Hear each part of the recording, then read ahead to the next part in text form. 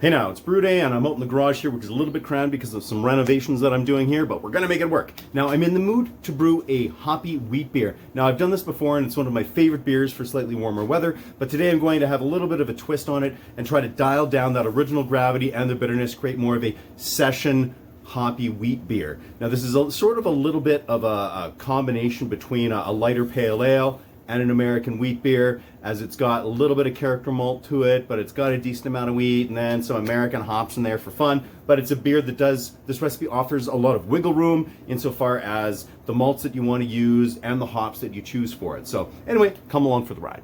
Taking a look at our grain bill here, I'm going with a base of North American 2-row malt. I'm using Rar Malting's 2-row, and that's 62.5% of the grist. Then I've got 33% of white wheat malt, that is coming from Canada Malting. And then I've got 3% of Crystal 15 in here and 1.5% of Crystal 40. You can play around with those crystal malts. I'm choosing to go with 2 of them there just because I like a little bit of slight complexity, I suppose, with my crystal malts, but you could go straight C15 or C40. I don't think there's a bad choice there. So now I'm going to be grinding this up using the Monster Mill 3mm Pro. I've got my little mask on here so that I don't get a whole ton of dust in my lungs.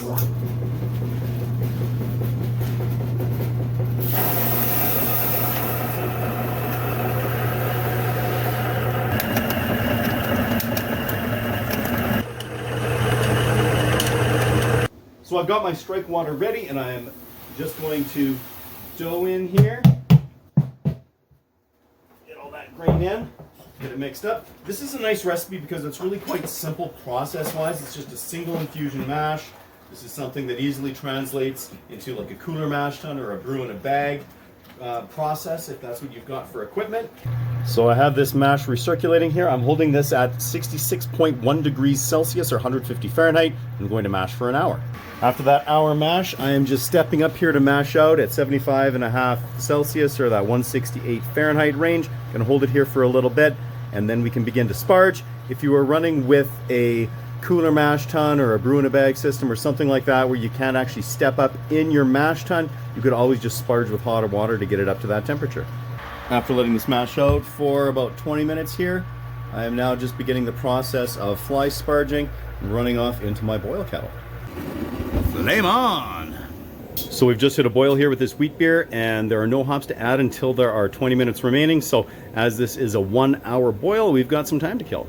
So with 20 minutes remaining in the boil, I am adding my first hops here and I'm doing a 50-50 blend of Mosaic and Falconer's Flight, and that should just allow for a really nice blend of the tropical flavors that I'm going for, some citrus in there, and starting with just 20 minutes remaining here, it should allow for a nice refined hop character. It'll give me just enough bitterness that I want and lots of flavor. With 10 minutes remaining in the boil now, I am adding again a 50-50 blend. It's 12 grams each of Falconer's Flight and Mosaic. Now because this is a beer with 33% wheat in it, I'm really not worried about clarification as far as adding Irish moss or super moss or anything like that goes, so now I can just wait until the next hop addition. Now with 5 minutes remaining, I am adding again 12 grams each, just a 50-50 blend of Falconer's Flight and Mosaic hops.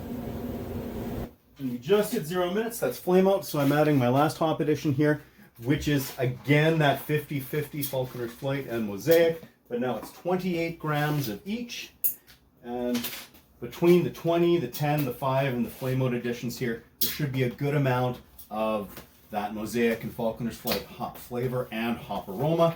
Now I'm just going to whirlpool here for about 30 seconds, get a really nice whirlpool going on, get the lid on there, and then let this sit here for at least 15 minutes just to settle out. And after I let that settle after the whirlpool, I'm just running that off through my Blickman Therminator and down into my 2 carboys here. Reading below the meniscus here, our original gravity on this is 1.037. Fantastic. Now, given the low original gravity of this beer, I can get away with simply aerating this wort by agitating it like this for, I'll probably do it for 45 seconds or a minute or so. For each of them, that'll get enough oxygen into solution to allow the yeast packs that I'm tossing in to propagate properly. Now, for fermenting these beers here, I'm going with 2 different dry yeasts. I'm going to go with the Safale US-05, classic clean American ale strain, and then I've got this Lal Brew American West Coast ale yeast, so that's BRY-97. I haven't actually used this before, so I'm curious to see what sort of difference, if any, there is between these 2 dry yeasts. and I have rehydrated them here. I actually pressure cooked 100 mils of filtered water in each of these Erlenmeyer flasks here when I was pressure cooking my plate chiller prior to brewing today. So I'm just going to go ahead and add these.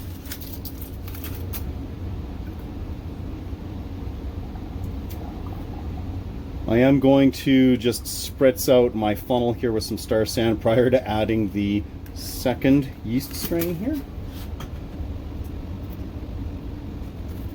Now the temperature of this wort at pitching is actually 72 degrees Fahrenheit, which is right at the top end of the ideal temperature for these yeasts. However, I didn't really feel like waiting around. And if there is just a little bit of ester production here that is a little fruity, that should play actually quite nicely with the hop strains that I've selected. Reading below the meniscus, this forced attenuation test comes in at 1011, so I'm curious to see where the actual beer turns out. So the fermentation temperature topped out at 73 degrees Fahrenheit, a little bit warm for these American beers, but it should be totally fine with the finished product here. And once we hit terminal gravity, I just disconnected the heat wraps and let them cool a little bit. The basement's still a little bit warm here, so they didn't get below 70 Fahrenheit, but some of that yeast did drop out, and right now I am just pressure racking into corny kegs.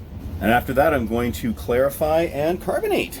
And matching the forced attenuation test at 1011, this beer has enough residual sugar going on here that leaves enough body that really kind of conceals the fact that it is a session ale, so that's fantastic. So after hanging out in the Keezer for a little while here, the one wheat beer got just about twice as long. It had a couple of weeks in here, the other one just under a week. I am now pressure transferring them just into destination kegs here where I'm going to be carbonating them, and let's serve them up. So after carbonating those beers, and you can check out all of those processes in the brewing playlist on the channel, I am now ready to sample. Now, unfortunately, my bar is already filled with some kegs there. That's a terrible problem to have. So I'm going to have to serve out of my Keezer, so let's do it. Now, since I'm double fisting these, I'm just going to use some small glasses here, you know, be really responsible and whatnot. This is our US-05 wheat beer. Let's grab the other one. And the BRY-97. Just going to fill that one up.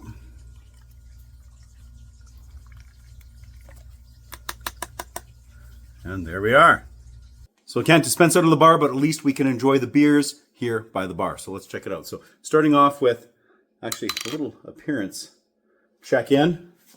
Looking at both these. Actually, that's funny. So that extra time clarifying with the BRY-97 gave just the tiniest little bit of extra clarification, but really not worth noticing. It is a wheat beer though. I didn't bother gelatin finding it or anything like that. Just chilled it to drop some of that extra yeast out of suspension. That's all I really wanted to do, just because this is more of an American style wheat beer. Now, let's test out the US-05 version.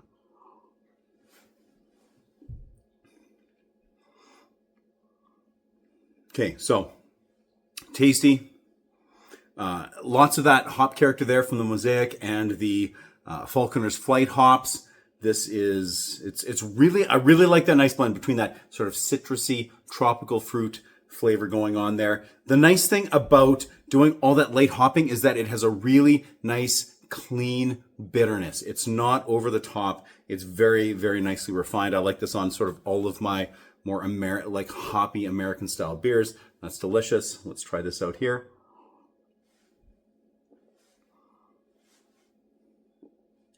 So I'd say the BRY-97 version has a little bit more hop aroma going on here.